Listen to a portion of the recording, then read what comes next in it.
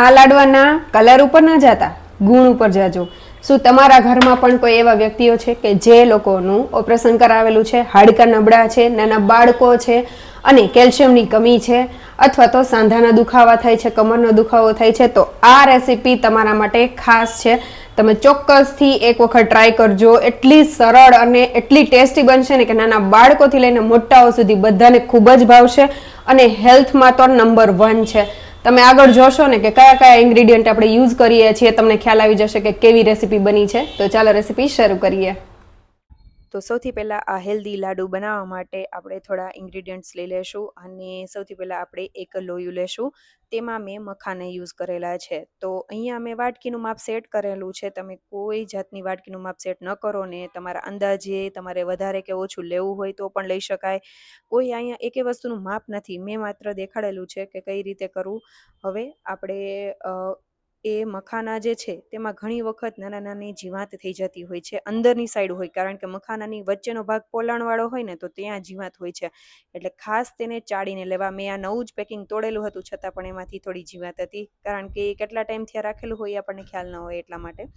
તો ખાસ એ વાતનું ધ્યાન રાખવું અને આ રીતે મેં ચાળીને તેને શેકવા માટે રાખી દીધેલા છે. એક વખત શેકાઈ જાય પછી પણ તેને ચાળી લેવા, જેથી કરીને કોઈ પણ જાતનો આપણે ડર ન રહે કે અંદર કોઈ જીવાત છે કે નહીં. હવે આપણે તે શેકાય ને ત્યાં સુધીમાં આપણે એક રાગીનો લોટ લઈ લેશું. રાગી બધાને ખબર જ છે કે કેટલી હેલ્થ બેનિફિટ આપે છે. તો એક વાટકી, જે વાટકીથી મેં મખાના લીધા હતા ને એ જ વાટકીના માપથી મેં રાગી લીધેલું છે. હવે તેને સાઈડમાં રાખી દેશું અને એક મિક્સર જાર લેશું. તેમાં એ જ વાટકીના માપથી મેં કાળા તલ લીધેલા છે. તો અહીંયા મેં સફેદ તલનો ઉપયોગ નથી કરેલો, કારણ કે કાળા તલ જે છે તેમાં કેલ્શિયમનું પ્રમાણ થોડું વધારે હોય છે સફેદ તલને કરતાં. તો આપણે એ લઈ લેશું એક વાટકી જેટલા. 2 ચમચી જેટલા પમ્પકિન સીડ અને 2 ચમચી જેટલા સનફ્લાવર સીડ. સનફ્લાવર સીડમાં વિટામિન ઈ હોય છે.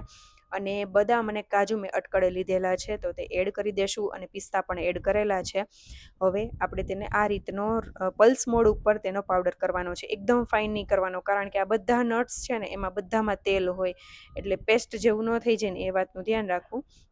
હવે આપણે એકદમ મસ્ત એવું તેને ગ્રાઇન્ડ કરી લેશું. તો તમે જોઈ શકો છો મસ્ત એવો અધકચરો એવો ભૂકો થઈ ગયો છે. હવે તેને સાઈડમાં રાખીશું અને મખાના પણ ત્યાં સુધીમાં વચ્ચે વચ્ચે હું ફેરવતી જતી હતી, એટલે મસ્ત એવા ક્રિસ્પી થઈ ગયા છે. તેને પણ એક વખત મેં ચાળણીમાં લઈ લીધા છે, ઠંડા થવા માટે રાખ્યા છે અને ચાળી પણ લીધેલા છે. હવે ફરીથી લૂછીને એ જ લોયું લીધેલું છે. તેમાં મેં ઘરનું અહીંયા ઘીનો યુઝ કરેલો છે. હવે આપણે જે વાટકી રાગી છે તે એડ કરી દેશું અને થોડું ઘી એડ કરીશું. અહીંયા ઘીનું કોઈ માપ નથી. માની લો કે તમારે ઘી નથી ખાવું અને તો તમે એના ઓપ્શનમાં શું લઈ શકો, તો હું તમને આગળ જણાવીશ. તો થોડું એવું રાગીમાં આપણે ઘી એડ કરી દેશું લોટમાં, અને લો ફ્લેમ ઉપર જ આને શેકવાનો છે, કારણ કે એનો કલર પણ એક તો ડાર્ક હોય અને આપણને ખ્યાલ ન આવે કે ક્યારે શેકાઈ જશે. એટલા માટે છે ને ધીમા તાપે એને લો ફ્લેમ ઉપર એકદમ મસ્ત એવો શેકવા દેવાનો, વચ્ચે વચ્ચે ફેરવતું જવાનું. સાઈડમાં મેં મખાનાનો પાવડર પણ કરી લીધેલો છે અને વચ્ચે વચ્ચે હું ફેરવતી પણ જાઉં છું, એટલે બેય કામ હારે હારે થતા જાય. મખાનાનો પાવડર આપણે જે નટ્સ બધે કરેલા હતા પાવડર એની હારે મિક્સ કરી દીધેલો છે. અને તમે જોઈ શકો છો કે હજી રાગી એકદમ સરસ એવી શેકાણી નથી. એનું એક વખત તમને ખ્યાલ પણ આવી જશે, એકદમ સરસ એવી હળવી પણ થઈ જાય અને ફૂલાઈ પણ જાય. એટલે મસ્ત એવી ખબર પડી જશે તમને, અને થોડી થોડી સુગંધ પણ આવવા લાગશે. કલર ઉપર ન જતા, કારણ કે તમને કલરમાં ક્યારેય પણ નહીં ખબર પડે. એક વખત ઘી એડ કરો એટલે એનો કલર ડાર્ક થઈ જાય, અને આપણે જેમ ઘઉંનો લોટ શેકીએ અને તેનો brown colour light golden brown થાય ત્યાં સુધી કરતા હોય એ રીતે આમાં તમને ખ્યાલ ન આવે, એટલે લો ફ્લેમ ઉપર કરવું. હવે મેં અહીંયા એક વાટકી લીધેલી છે. એ જ વાટકી, જે વાટકીથી આપણે બધું ઇન્ગ્રીડિયન્ટ લીધેલા હતા એ વાટકીના માપથી મેં અત્યારે 1.5 વાટકી જેટલો ગોળ લીધેલો છે.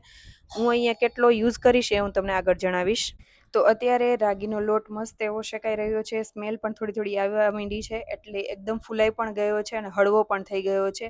આ એનું તમને ખ્યાલ આવી જાય આ રીતનું થાય ને એટલે, બાકી ખ્યાલ ન આવે. તો હવે આ રીતનો લોટ થઈ જાય ને એટલે આપણે તેમાં આ બધા જે મિક્સચર હતું ને પાવડર થઈ કરેલું એ એડ કરી દેશું અને બધી વસ્તુને સૌથી પહેલાં મિક્સ કરી લેવું. અહીંયા આપણે બહુ ઝાઝા ઘીનો ઉપયોગ નથી કરેલો, કારણ કે અત્યારે ગરમીવાળું થોડું વાતાવરણ છે, એટલે મેં વધારે ઘીનો ઉપયોગ નથી કરેલો. તમે તમારા ચોઈસ પ્રમાણે યુઝ કરી શકો છો. થોડું થોડું એડ કરતા જવું ને ઘીને થોડું મેલ્ટેડ રાખવું. હવે આપણે આ બધી વસ્તુ મિક્સ થઈ જાય ને એટલે 1 વાટકી જેટલો મેં ગોળ એડ કરેલો છે. હવે આ બધી વસ્તુ મિક્સ થયા પછી હું ચેક કરી અને પછી એડ કરીશ જો જરૂર પડશે તો. તો આ રીતે બધો જે ગોળ છે એને સરસ એવો પહેલાં તો તેને નાના નાના પીસીસમાં કટ કરશો ને એટલે મસ્ત એવો ગોળ તમારો મેલ્ટ થઈને એટલે કે તેની હારે જલ્દીથી ભળી જાય છે. અને અહીંયા ખાસ જે એકદમ સોફ્ટ ગોળ હોય અથવા તો તે એકદમ દેશી ગોળનો બને ને ત્યાં સુધી ઉપયોગ કરવો, જેથી કરીને ટેસ્ટ પણ સરસ આવે અને હેલ્થમાં પણ સારો રહે. તો મેં અહીંયા 1 વાટકી યુઝ કરેલો છે અને પરફેક્ટ લાગે છે મને. બહુ વધારે સ્વીટ પણ નથી ને સાવ મોડા પણ નથી લાગતા. તમે તમારા ટેસ્ટ પ્રમાણે એડ કરી શકો છો વધારે કે ઓછું, એટલે મેં અડધી વાટકી નથી એડ કરેલો. હવે તેના ઓપ્શનમાં શું કરી શકાય?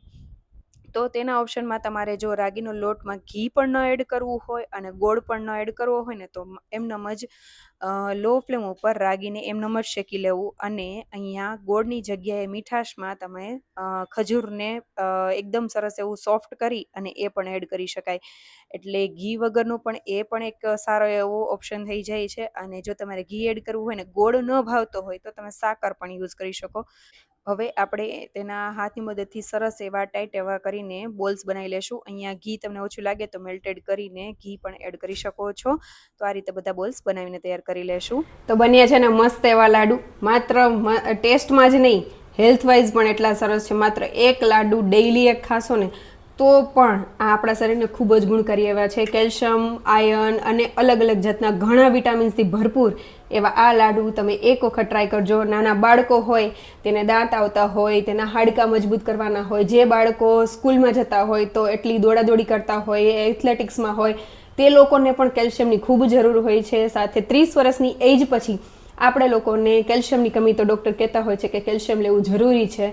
અને એજવાળા લોકો હોય એ લોકોને પણ હાડકામાં ઘનતા ઓછી થઈ જતી હોય છે, કેલ્શિયમ ઓછું હોય છે, આયર્નની કમી હોય છે.